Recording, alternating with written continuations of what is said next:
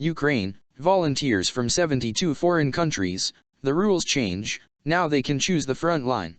Russia deploys the soldiers of dictator Kim Jong-un, who forced the soldiers of the North Korean army to die for his friend Putin.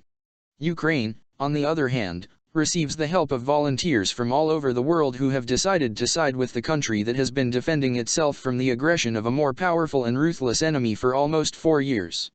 According to the Ukrainian armed forces, foreign volunteers come from 72 different countries. 40% are originally from South America, according to Kostiantin Milovskaya, who oversees the enlistment and who is quoted by the Kiev Post. The wave from Latin America is relatively recent. It was not there on this scale at the beginning of the war. In total, monthly recruitment has increased from about 150 volunteers in 2022 to about 600 this year.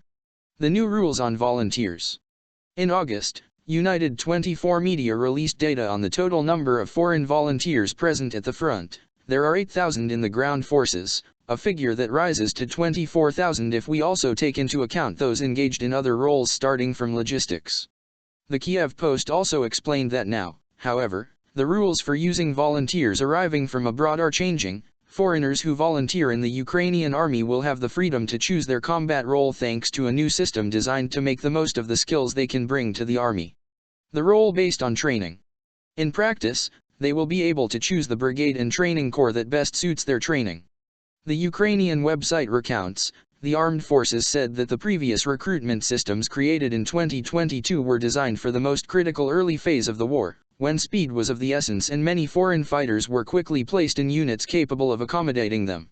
According to the ground forces, combat conditions have evolved over time, pushing towards a more targeted deployment, based on the volunteers' previous training, military experience, and personal preferences.